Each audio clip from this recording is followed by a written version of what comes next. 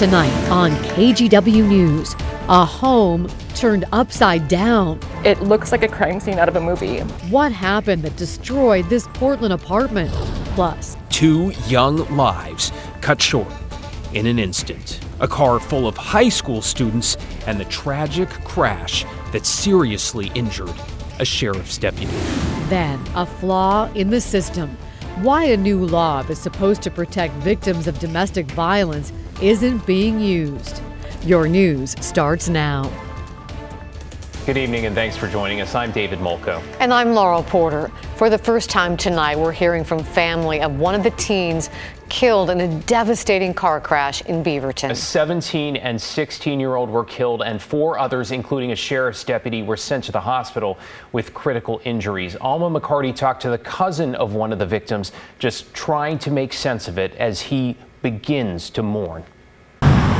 Abel Navarro got word early Wednesday morning. My uncle came in the room and he's like, hey, something happened to your cousin. The news of a devastating car crash. It just brought my world down. Like, I was like, no, my cousin, he was everything I had. He wasn't a cousin, he was more like a brother. He was just a gentle giant. He was just amazing. First responders pronounced his cousin, 17-year-old Matthew Amaya, as well as 16-year-old Juan Pacheco Aguilera, dead on scene at this Beaverton intersection after midnight Wednesday. Both teens were students at Southbridge High School. Investigators say the driver of this Nissan Altima ran a red light and hit a Washington County deputy's patrol car. I wish I could at least, I wish I was there to tell him, it's like, hey, no, you shouldn't go out. You should just stay home. Because, you know, his mom was calling him and he never picked up. 3 other Southbridge students who were also in the Nissan were taken to the hospital in critical condition, as was Deputy Michael Trotter. Last night is a stark reminder of how dangerous police work can be. Sheriff Pat Garrett gave an update Wednesday afternoon. Deputy Trotter sustained life-threatening injuries and has a long road to recovery. We wholeheartedly appreciate the support expressed by our community for our staff and everyone directly impacted by this tragedy. As the investigation into the crash continues, the pain persists. You're not supposed to go before your parents.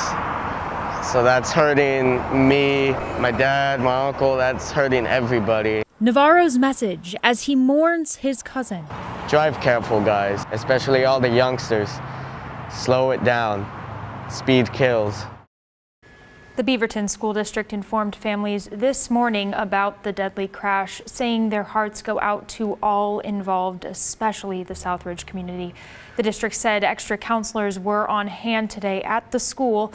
We'll continue to update this developing story as we learn more from investigators. Laurel? Oh, Alma, our hearts are broken for the friends and family of the victims. Thank you.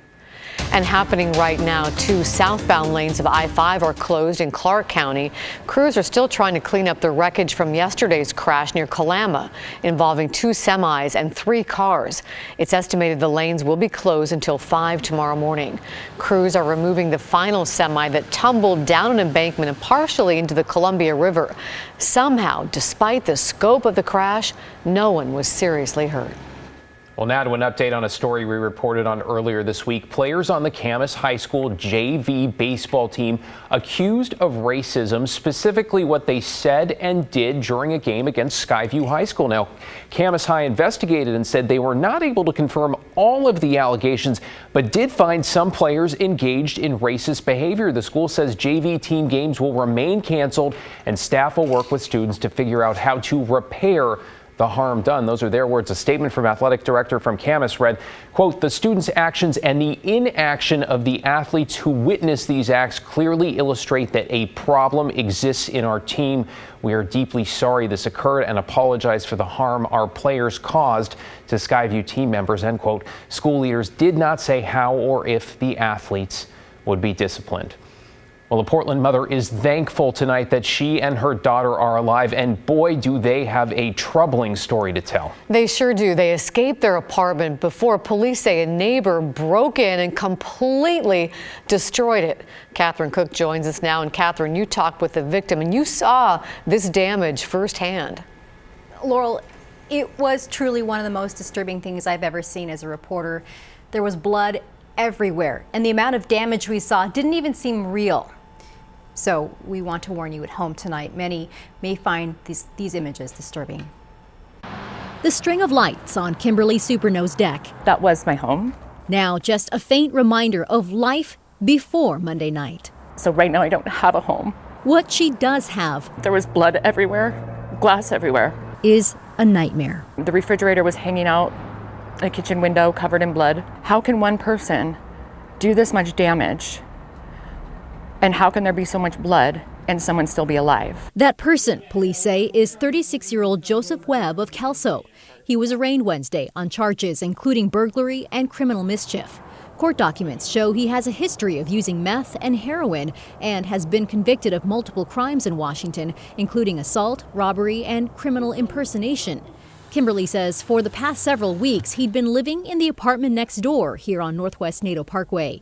But she didn't know him as Joseph Webb. It was a false identity. Around 8:30 Monday night, Kimberly says she was home with her 13-year-old daughter. Suddenly, she heard neighbors yelling. They were warning her that Webb had climbed onto the roof before jumping down to her patio. Kimberly tried talking with him. Asking if he was okay, like what can I do to help? He started saying, I'm gonna hurt you, you're gonna get hurt, I'm gonna hurt you. And so I took off running. She turned to her daughter. I just told her, I'm like, get the hell out of the house. Run, grab Coco and Milano, who are our puppy and our kitten. For the next several hours, police, including the CERT team and crisis negotiators, surrounded the apartment. They say Webb had armed himself with knives and a hammer. I was just watching him destroy everything, but we made it out alive. Finally, just before 1 a.m., police say Webb agreed to surrender. Here he is being wheeled out on a stretcher with self-inflicted injuries. No one else was hurt. We just need to find a home. That's my priority, is making sure that I'm providing stability for my girl, for my daughter. To help do that, friends set up this GoFundMe page for Kimberly. I know I'm thankful. I know we'll get through this. Our thanks to Kimberly for her strength and grace in sharing her story with us tonight. We just checked, and the suspect, Joseph Webb, is still behind bars in the Multnomah County Jail. His bail is set at $60,000. Laurel. Oh my goodness, what a horrifying story. And we sure hope that Kimberly gets a lot of support to get a new home, and we send her a big hug from all of us. Thank you so much, Catherine. In developing news, Oregon Governor Kate Brown okayed the release of a convicted murderer.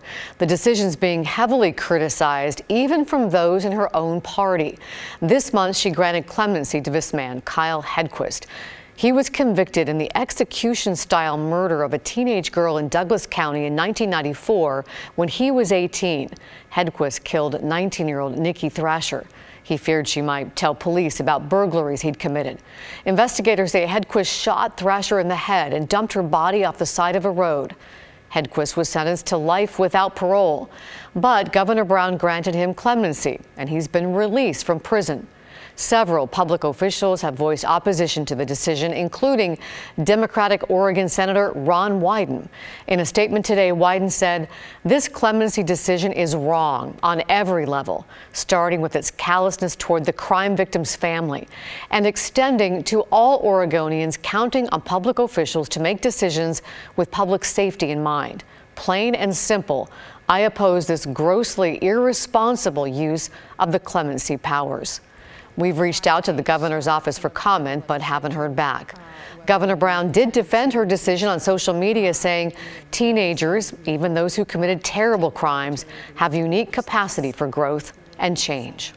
Well, 2 years ago this month, Washington's governor signed the Tiffany Hill Act. into law. It was spurred by the domestic violence murder of a Vancouver mother. The law permits courts to order accused abusers to wear GPS ankle devices that can be monitored as well as linked to an app on the victim's phone. The victim then gets an alert when the offender is near them. So we wanted to know if the law is actually helping domestic violence survivors, and at the risk of stating the obvious here, that would of course first require the courts to actually implement it, which, as Ashley Korsland found out tonight on the story, many aren't. I reached out to all 39 counties in Washington. My question was simple. How many times has your county ordered the tracking devices permitted by the Tiffany Hill Act? In the end, I heard back from a little less than half of them.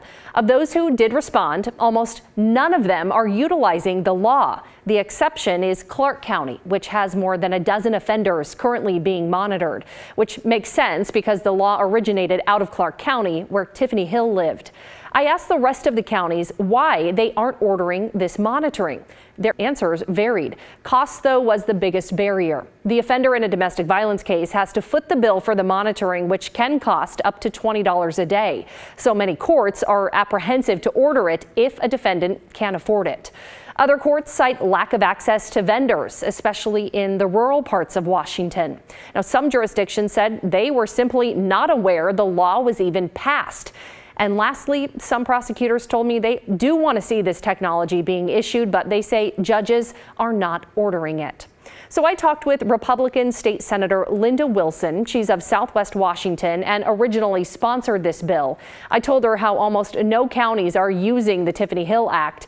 Now, she could have blown us off, but instead she did something about it. So in the last couple months, she went back to the legislature and got $2 million from the state's budget surplus allocated to helping counties order this GPS monitoring. This money would essentially help offset the cost in cases where an offender can't afford to pay for it. I don't want money to be a reason why someone is not able to get to the monitoring. We know that in this case, because of Tiffany Hill, we feel quite confident that she would have lived if she had this. And I hear from women all the time, and I know how important this is, and so I don't want money to get in the way. So I just continued to ask for it, and we had a healthy budget this year, so we were able to do it. Of course, there is still legwork that needs to be done before counties can access that money, but hey, at least it's a start. We will be following the story to make sure there is follow-through. And our thanks to Ashley for her tenacious reporting. She also spoke with domestic violence advocates about why this law is especially needed right now. You can watch the full report on our KGW YouTube channel.